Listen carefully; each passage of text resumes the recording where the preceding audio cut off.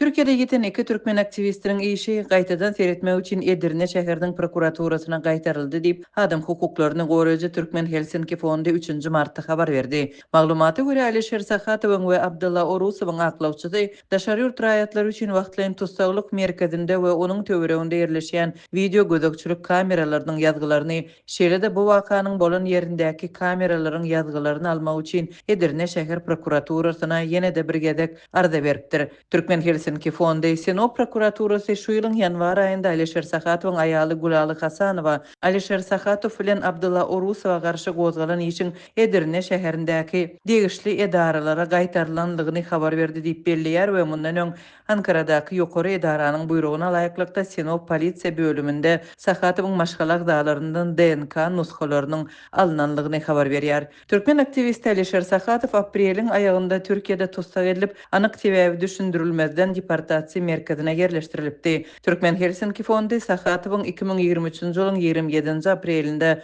halkara goragyny almak üçin ýüz tutanlygyny, emma oňa G82 çäklendiriji kody, ýagny milli howpsuzlyga garşy hereketler bilen baglylykda ýurda hemmişelik giriş gadaganlygynyň giridilenligini habar beripdi. 24-nji ýylda Alisher Sahatow we onuň bilen bile tutsak edilen türkmen aktivisti Abdulla Orusow direksiz ýitirim edildi. Şondan beri olaryň ykbaly näwelli galýar. Bu ýagdaý türkmen häkimetleriniň sosial mediada başgaça pikirlerini beýan edýän türkmen raýatlaryna garşy alyp barýan repressiw çäreleriniň arasynda ýüze çykdy. 39 ýaşly Sahatow Erkin Garaýyş YouTube kanalynda Türkmen hökümetini tanqidlap çykyş edipdi we ýurtda polisiýanyň edenetdirigi korrupsiýa ýaly problemalary gozapdy. Orusowyň TikTok blogunda we 2024-nji ýyldan beri alyp barýan YouTube kanalynda türkmen raýatlary türkmen jemgyýetiniň derwaýat meselelerini diskussiýa edipdi. Adam hukuklaryny goraýjy Türkmen Helsinki fondy mundan öň Ankaranyň 26-njy administrativ sudunyň kararynda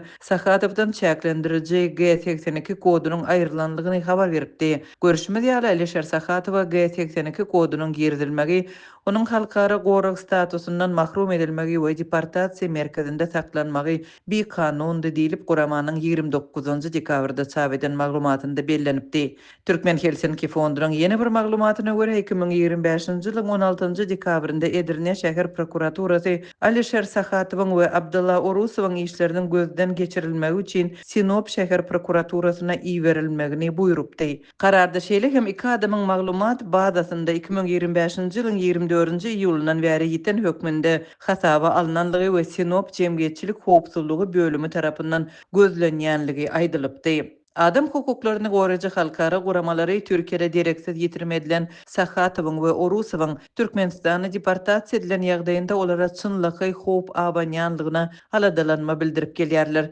Human Rights Watch guramasy Sahatowyň we Orusowyň ýitirim bolmagynyň ýa-ni 30-njy iýulda çap eden beýanatynda olaryň Türkmenistana alınıp gidilenligi hakykata laýyk bolsa, munyň Türkiýanyň öz üstüne alan halkara borçlaryny bozanlygyny aňladýanlygyny belläpdi. Guramanyň 10-njy dekabrda Adam hukuklary gününe gabatlap ýaýradan beýanatynda türkmen aktivistleriniň adalatsyz tutsaglykda galmagynyň dowam edýänligini talypdy.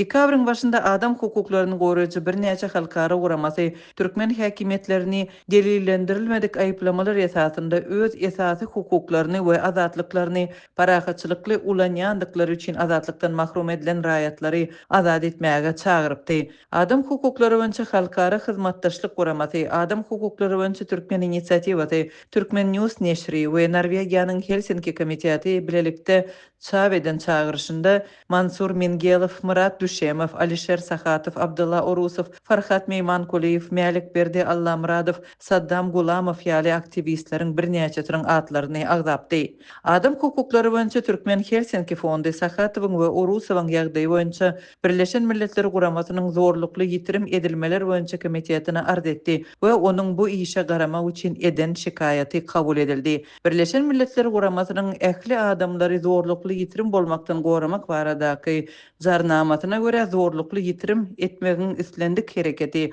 oňa tezewar edilen adamlary kanunyň goragyndan daşardy goýar.